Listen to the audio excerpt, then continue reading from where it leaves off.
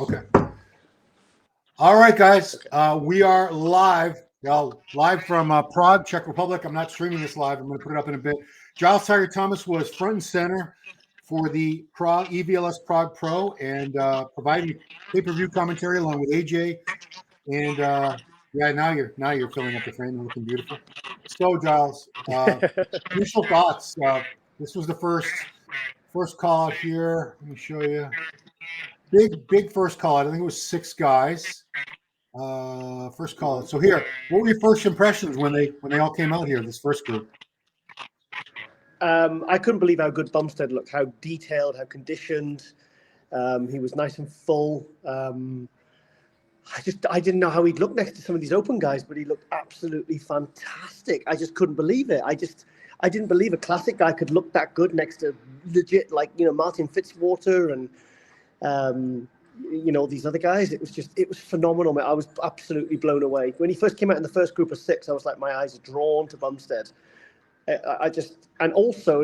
We've never seen like a rear lat spread from Chris. He's got a really, I said to Hanny Rambod after, I said, do you know what? I said, Annie and Valier and Melissa, his sister, I said, he's got a really beautiful rear lat spread. I said, I really like it. So, and then as I was looking and Martin came out and he stood front relaxed, I was like, okay, Martin's looking a bit blurry in the waist. And he kind of faded as the prejudging went on. And my eyes were just drawn to Chris more and more and more and more. But after Chris, I mean, the real star of the show was that Matthias Hollweck, who got something like 7th or 8th last week in Romania, maybe even lower. And Steve Weinberger kept calling him out. They really liked him. They really liked. And he looked. I mean, he was like crying backstage when you and AJ were chatting to him, and he was so happy to think last year he was competing against us in the Classic. And wow. Okay, I didn't know. I did not realize. Yeah, because I said in the live stream, I said, I remember this guy from Classic, and in my head it was maybe 2 years ago, because obviously I was here in 22 when Chryso won it. Yeah. And he looked phenomenal. And he just, do you know what? I'm going to say it now. I wouldn't be shocked if he beats Martin. You're talking about Chris, not Martin, not Matthias. Yeah, I would not be shocked. I would not be shocked if he beats really? Martin Fitzwater. Because honestly, Steve really liked him. He's detailed. He's proportioned. He looks like a classic, but he's got open size. He's got classic conditioning. Like, this is a guy that's moved up to open, but has lost no quality when he left the Classic. Wow. So Clarida looked absolute. This is the Clarida I wanted to see at the Olympia, because obviously he was 175 at the Olympia, and he looked more like the Clarida of old, like the. Oh, there we go. Well, we lost Giles there for a second, so we're just going to admire Shaun Clarida. Lost him there because he is trying to walk from his hotel room to wherever they're doing the banquet after the show. I lost him there. But let's look at Shaun Clarida, guys, for a minute. Yeah, Shaun did recapture a lot of the mass that he had lost over dieting for the Olympia.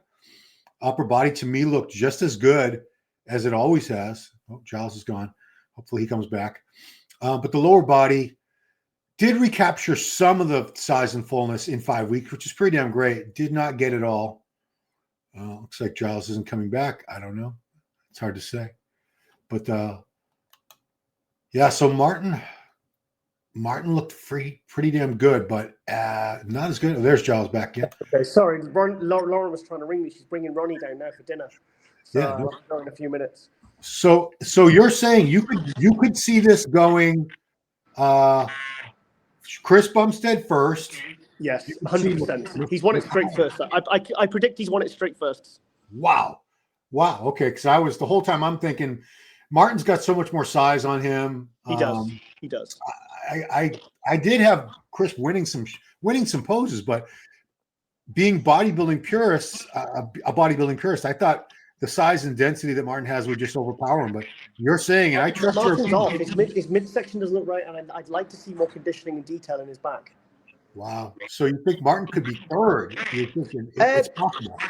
I don't know. Okay, if I'm being realistic, I think Martin's going to get second.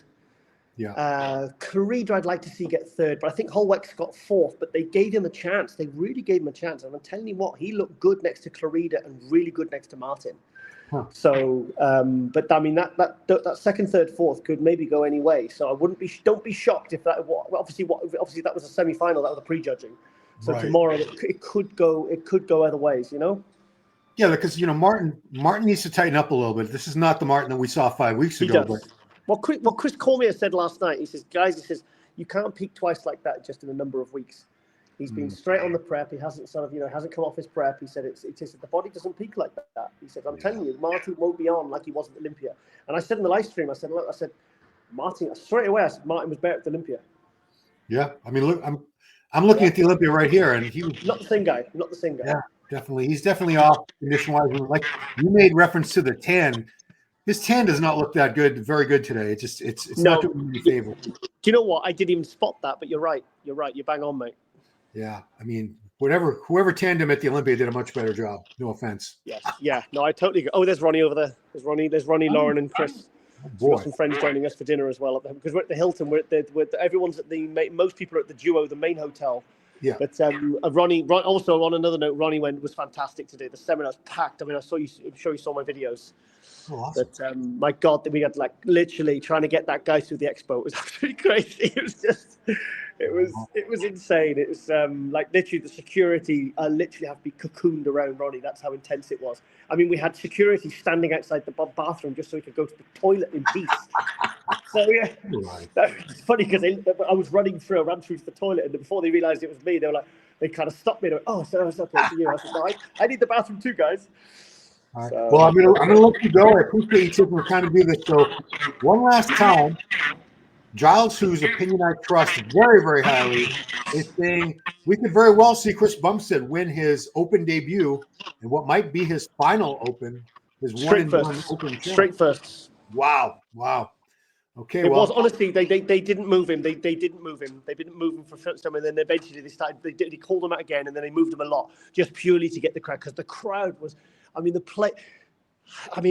until we watched the live stream, the excitement from me and AJ, it was like that's how everyone was feeling. It was so intense. It was amazing.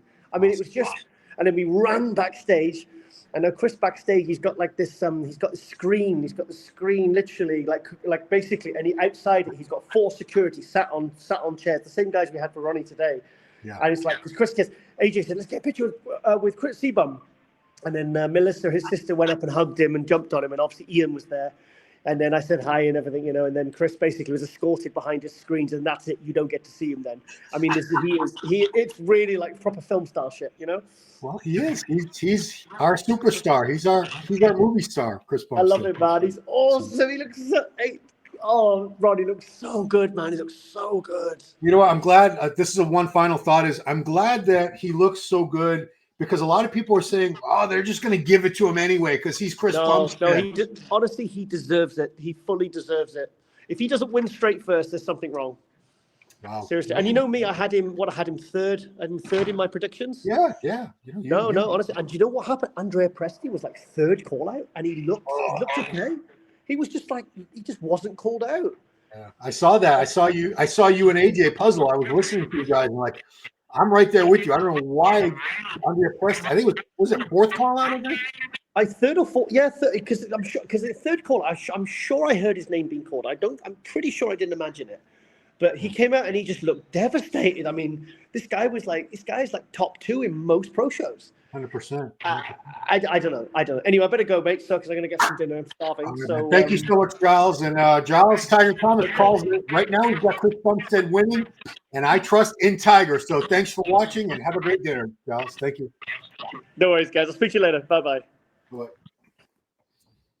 Oh, end recording, guys. I got.